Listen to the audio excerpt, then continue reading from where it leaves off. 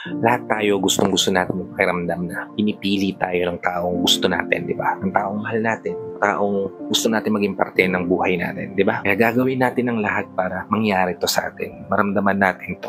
Makita natin na yung mga taong gusto natin ay ginugusto rin tayo. Kaya naman in this video, kapatid, pag-uusapan natin kung paano nga ba palagi kang pipiliin ng taong mahal mo. Kung interesado kang malaman kung paano itong mga bagay na to, tara kapatid, pag-usapan natin yan. Just keep on watching.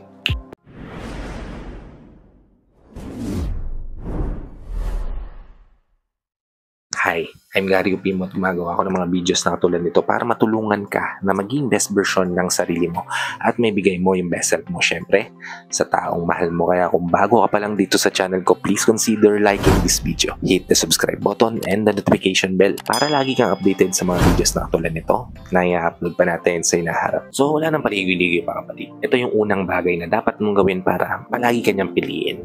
Una, intindihin mo siya kapag kinakailangan. Isa sa mga bagay na hinahanap din natin, di ba? Sa sarili natin, yung may intindi sa atin, may kinig, bubuksan yung sarili, bubuksan yung tenga para maintindihan yung sitwasyon na meron tayo. Kapag ikaw ganun sa partner mo, ano sa tingin mo magiging epekto niyan? Siyempre, mas ma-fall siya sa'yo ng mas malalim, mas magda-dive deeper yung feelings niya sa'yo kasi naiintindihan mo siya. Nilalagay mo yung sarili mo sa sitwasyon niya at nakikita mo kung ano yung nakikita niya. Diba? Yung point of view niya. Diba? Kapag ginagawa mo ito kapatid, wina-widen mo yung isipan niya na may taong handang makinig sa kanya, handang manatili sa tabi niya. And in return, mananatili siya at pipiliin ka niya palagi. Ikalawa, buksan mo yung tenga mo para sa kanya. Kung iniintindi mo siya kapatid, malamang sa malamang bukas yung tenga mo sa mga bagay na gusto niyang sabihin, gusto niyang ipadama.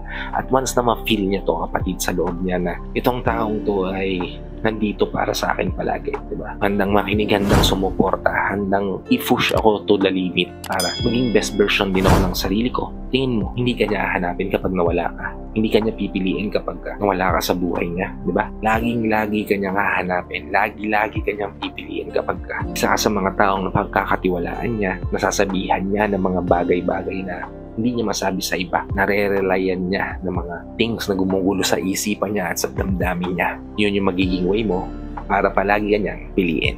Ikatlo, be really there for your partner. Minsan, dumarating tayo sa sitwasyon na parang okay lang na nararamdaman lang nila na nandyan tayo. Diba? Yung tipong kakamustahin lang natin sila without any thoughts. Diba? Yung usual natin ginagawa. To the point na nakakasawa na nakakapagod na para sa kanila. Diba? Yung ginagawa natin na paulit-ulit lang. What if, kapatid, iparamdam mo sa kanya ng mas intense yung nararamdaman mo?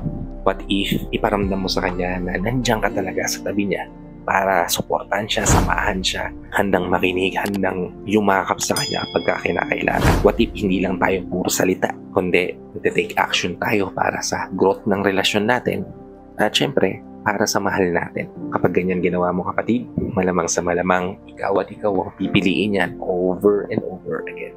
Ikapat, pag-usapan nyo lahat. Huwag ka nang magtago ng bigat na nararamdaman. Kapag ginawa mo yung kapatid, naging open ka sa kanya, magiging open din yan sa'yo. Pag-usapan nyo lahat ng mga bagay na pwede nyong pag-usapan. Mula sa mga ayaw mo, sa mga secrets mo, share mo yan sa kanya. Malalaman mo nga kapatid kapag hindi siya yung para sa'yo, kapag nalaman niya kung ano yung mga imperfections mo tapos hindi ka niya pinili di ba? Kasi yung taong para sa'yo talaga, yan yung taong despite seeing your flaws, seeing your imperfection, mag-i-stay sa tabi mo at mananatili na susuportahan at sasamahan ka through ups and downs ng buhay mo. Kaya kapatid, pag-usapan nyo lahat, i-open mo sa kanya lahat. Magbigayan kayo ng bagay na pwedeng maging dahilan para mag-grow ang relasyon. And garantisado kapatid, na lagi kanyang hahanapin kapag nawala na to sa buhay niya. Lagi kanyang pipiliin kasi natatakot siya rin na wala ka sa mundo niya. Okay? Last but not least kapatid, ito yung pinaka-importante. Kung gusto mong piliin ka ng taong mahal mo, piliin mo rin siya. Iparamdam mo sa kanya yung gusto mong maramdaman. Ipakita mo sa kanya yung gusto mong makita din. Kung gusto mong makita na nag-grow siya, gawa ka rin ng paraan para mag-grow ka bilang isang individual. Kung gusto mong makita yung best version ng sarili niya, samahan mo siya na daanan yung mga pagsubok sa buhay para maging best version ka rin ng sarili mo along with your partner. Piliin mo na makasama tong taong to. And garantisado kapatid na ibabalik niya sa iyo yan ng doble o triple pa. pipiliin ka niya, kasamahan ka niya, susuportahan ka siya at mananatili siya palagi para sa'yo.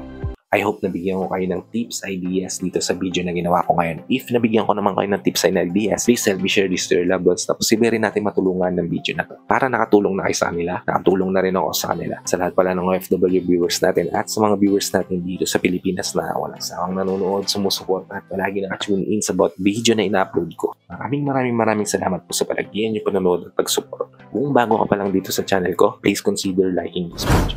Hit the subscribe button and the notification bell para lagi kang updated sa mga videos na katulad nito na i-upload pa natin sa hinaharap. So, hanggang dito na lang mga kapatid.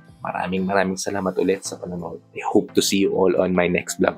Ingat ka dyan palagi kapatid. May God bless you and always protect you. Peace.